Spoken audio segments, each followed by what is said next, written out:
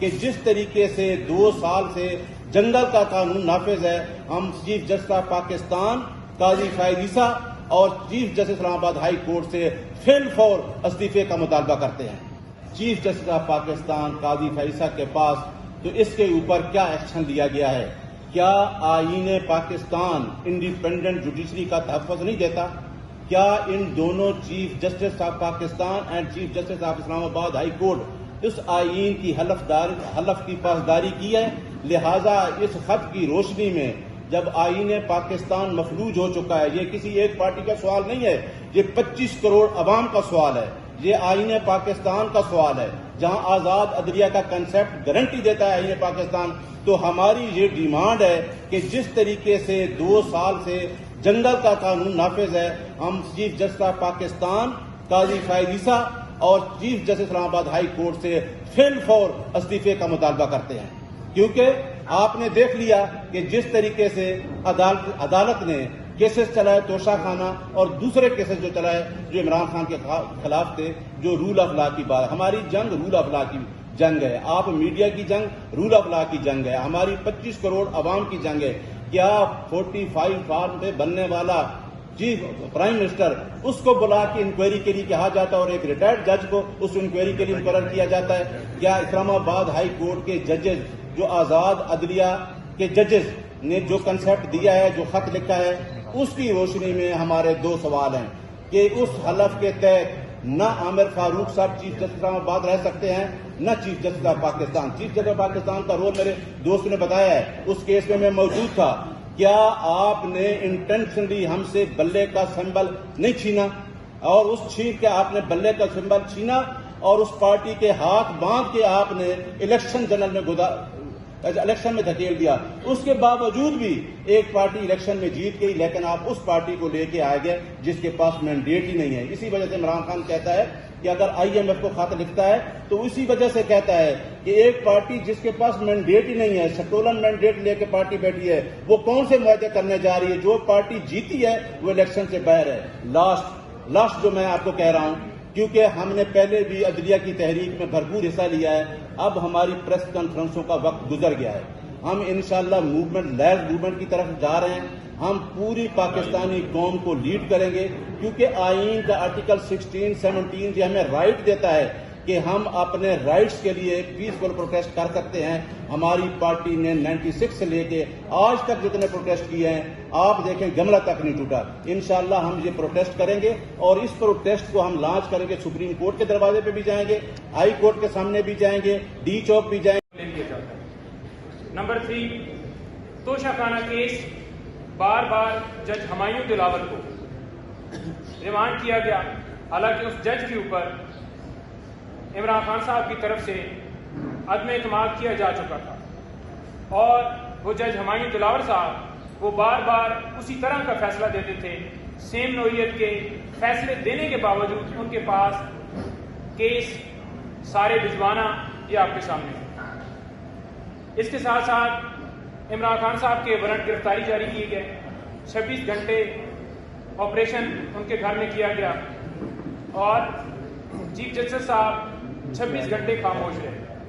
ہمایوں دلاور صاحب نے بھی جیسے حکم جاری کیا گیا، جیسے وارنٹ نکالے گئے، ان کے اوپر اسی طرح کا پریشر سیم جیسے چیف صاحب کے اوپر اور نیچے تمام عدالتوں کے اوپر، یہ سارا آپ کے سامنے پکچر ہے۔ اس کے علاوہ 28 مارچ جوڈیشل کمپلیکس عمران خان صاحب کی پیشی کے اوپر، خان صاحب کے اوپر، تمام ورکرز کے اوپر، خان صاحب کے اوپر حملہ ہوا اور تمام ورکرز کے اوپر لاٹھی چارج کیا گیا، اور بجائے یہ کہ جنہوں نے حملہ کیا ان کے خلاف کارروائی ہوتی، الٹا عمران خان صاحب اور تمام پاکستان تحریک انصاف کے کارکنوں کے اوپر مقدمے بنا دیے گئے۔ اس پہ بھی خاموشی رکھی گئی۔ اس کے ساتھ ساتھ عمران خان صاحب کو سیکیورٹی دینے کے حوالے سے ہم نے درخواست دی کہ ان کے اوپر قاتلانہ حملہ ہو چکا ہے تو ان کو سیکیورٹی فراہم کی جائے، لیکن آج تک اس درخواست کے اوپر کوئی فیصلہ نہیں ہوا۔ عمران خان صاحب اپنی سیکیورٹی میں عدالتوں میں پیش ہوتے ہیں۔ اس کے ساتھ ساتھ 9 مئی کو بایو میٹرک کمرے میں جانے کے لیے خان صاحب کو مجبور کیا گیا۔ ہم بار بار کہتے رہے کہ ان کی ٹانگ شدید زخمی ہے، ان کے اوپر قاتلانہ حملہ ہوا ہے، لیکن جان بوجھ کر اگر بھجوایا گیا کیونکہ وہاں پر رینجر سے یہ اغوا کروانا تھا۔ رات کو 10 بجے خان صاحب کی گرفتاری کو لیگل قرار دے دیا گیا اور یہ کہا گیا کہ ہم اس کے اوپر انکوائری بنا رہے ہیں۔ آج کدھر ہے وہ انکوائری کدھر ہو رہی ہے؟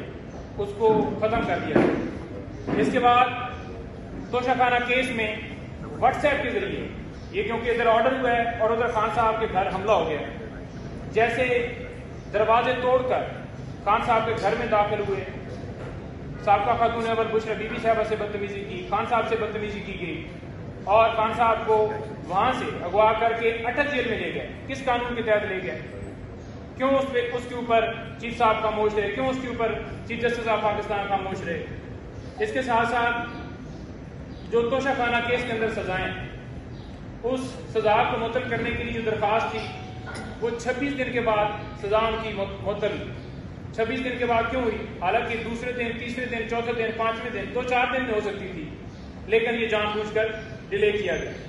اس کے بعد سائفر کیس کو لٹکایا گیا، پھر فیصلہ محفوظ کر لیا گیا اور فیصلہ محفوظ کرنے کے بعد خان صاحب کی جو درخواست تھی ضمانت کی، وہ ضمانت کی درخواست خارج کر دی گئی۔ اس کے ساتھ ساتھ سائفر کیس میں مقدمے کے اخراج کے لیے ہم نے درخواست دی تھی اسلام آباد ہائی کورٹ میں، اس کو بلا وجہ جو ہے وہ لٹکایا گیا اور نہ ہی اس کے اندر اسٹے دیا گیا۔ اس کے بعد طاہر چپڑا صاحب کے پاس 6 ضمانت کی درخواستیں تھیں۔ اسلام آباد ہائی کورٹ میں ہم نے رجوع کیا کہ وہ درخواستیں ٹرانسفر کی جائیں، ہماری درخواست منظور نہیں ہے۔ کوئی بھی بندہ جس کو کسی جج کے اوپر عدم اعتماد ہوتا ہے وہ درخواست دیتا ہے تو اس کی درخواست سنی جاتی ہے۔ Chief justice of Islamabad high court ان کو درخواست دی کہ آپ ساری درخواستیں اپنے پاس رکھتے ہیں، لیکن ان کو یہ کہا گیا کہ آپ کوئی بھی عمران خان صاحب کا مقدمہ نہ سنیں، لیکن پھر بھی اسلام آباد ہائی کورٹ میں چیف جسٹس نے اپنے پاس رکھی۔ کس وجہ سے رکھی؟ اس وجہ سے رکھی کیونکہ دوسرے ججز وہ اس طرح کے لیٹر لکھ رہے تھے اور کہہ رہے تھے کہ ہمیں دھمکایا جا رہا ہے اداروں کی طرف سے، لہٰذا انہوں نے کہا کہ میں اپنے پاس ہی رکھوں اور ان کو لٹکاؤں اور ان کے اوپر فیصلے جو اپنی مرضی سے دوں۔ اس کے ساتھ اوپن ٹرائل کے حوالے سے ہم نے استدعا کی تھی اسلام آباد ہائی کورٹ میں، یہی چیف صاحب کے پاس معاملہ گیا، لیکن اوپن ٹرائل جو ہے وہ نہیں کیا گیا اور جس طرح سے ٹرائل چلایا گیا، جس طرح سے 4 کیسز چلائے گئے، صرف اس کے پیچھے یہی وجہ تھی کہ قوم نہ دیکھے کہ وہاں پر کیا ہو رہا ہے اور اس جیل ٹرائل کو لیگل قرار دیا گیا۔